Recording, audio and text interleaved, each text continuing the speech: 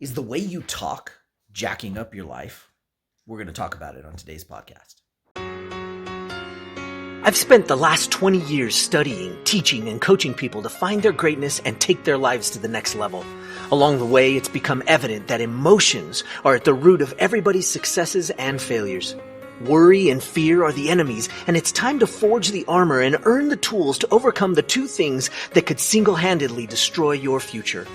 Hi, my name is Michael Johnson, and I'm a life coach, a peak performance trainer, and I'm the emotions guy.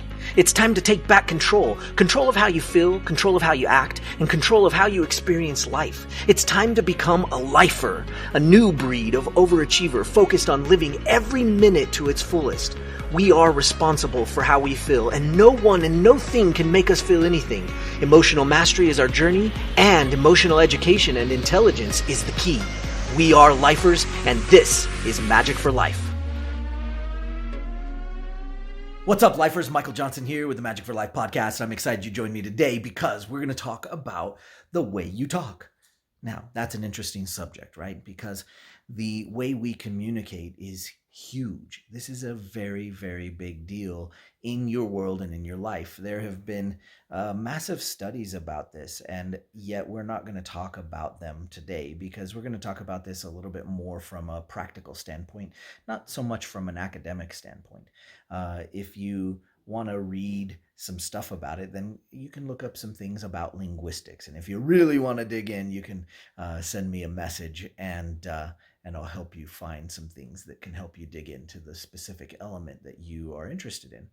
But the thing that I want to discuss today is really I'm not talking about your accent. I'm not talking about maybe your language in regards to Spanish, English, French. No, not so important, right? Because likely you're watching this in English because I don't know that it's translated anywhere. But if it is, you can let me know because I'd like to know. But here's the thing. The way you speak is huge. Now, there's two sides of this coin. On one end, how you speak to others is a really big deal. But on the other end, how you speak to you is a really big deal. And probably of the two, the way you speak to yourself is probably more important than the way you speak to other people.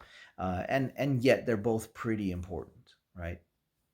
What typically happens is you say something to you and then it comes out. Now, sometimes you might have had this experience where you're speaking and you have no idea where the words are coming from, right? You're not thinking it ahead of time, saying it to yourself once and then speaking.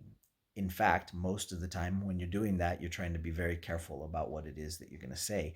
And in almost every case, I don't know if you've experienced this, but when you're thinking it and you're trying to go through the way you're going to say it, oftentimes it comes out maybe not like you'd like it to. And that's because it wasn't necessarily in flow or alignment. And so what we want to do is we want to understand as clearly as we can the idea behind getting in alignment with yourself and then being able to speak from that place of knowledge and being able to come at the subject that you're talking about from a place of really being connected to your internal knowledge, the stuff that you've worked hard to gain, the skills that you've attained through the years. So let's talk a little bit about alignment for just a second. Alignment is an interesting idea. Of course, you know I have a dance background and was a former professional ballroom dancer. And so alignment is huge. How you stand is super important.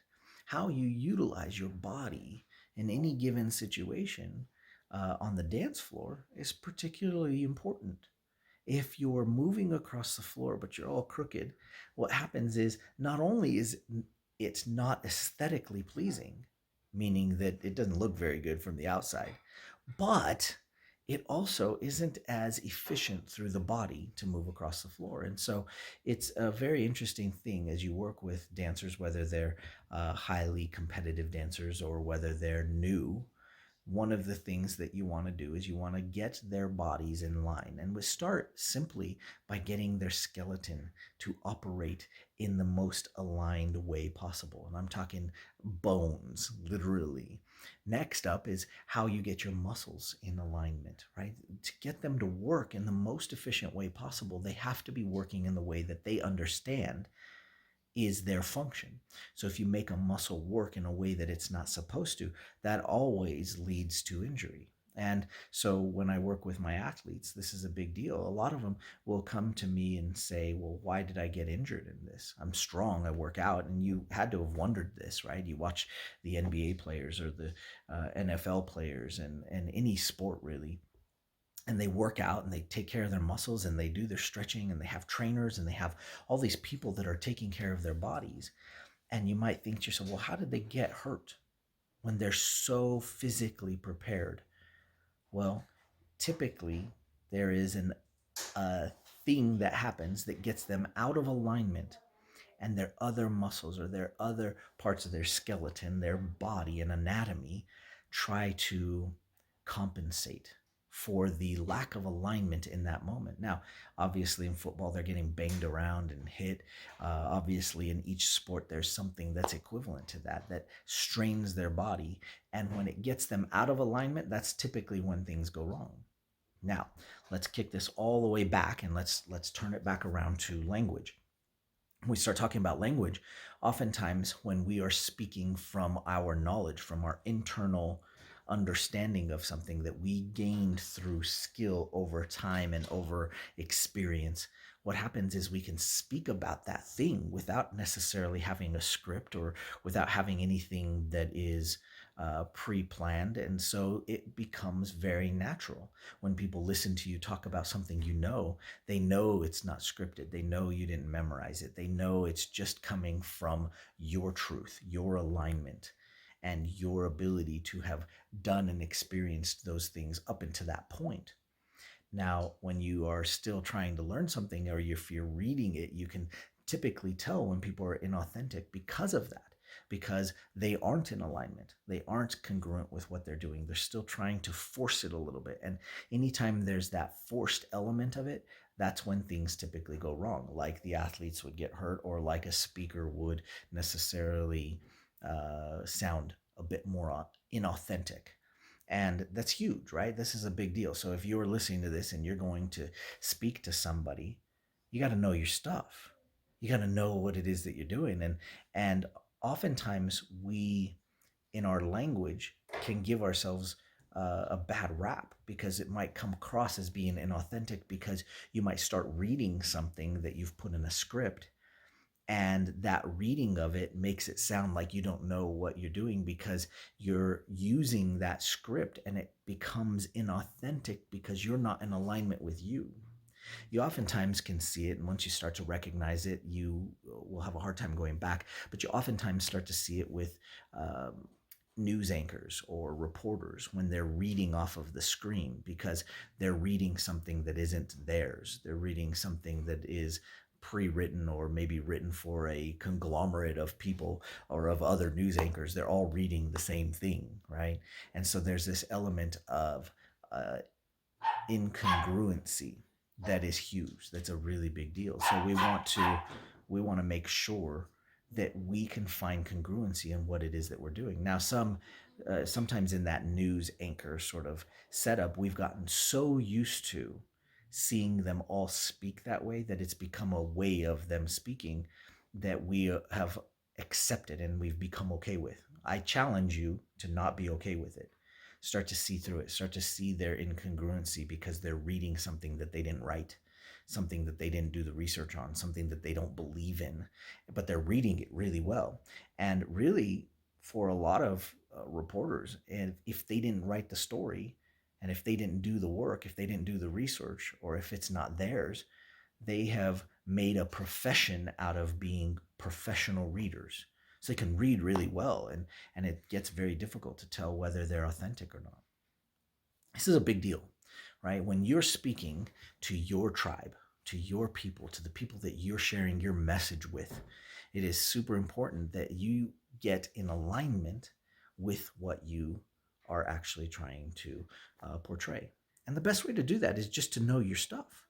Do your homework, be educated about it, and in most instances in today's world, having a nice conversation with somebody is probably way more important than teaching at them, right? How many times when you were in school, maybe it was college, maybe it was high school, did you get taught at? And when they're teaching, you need to do this, you should do this, and right, as soon as you get taught at, usually we have this sort of retracting sort of feel to it. But when you are having a conversation with somebody, and the funny thing is that you and I are having a conversation right now.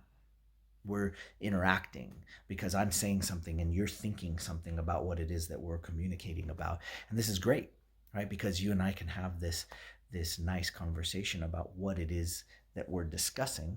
And because of it, there's an element of authenticness that can come into play because it's real.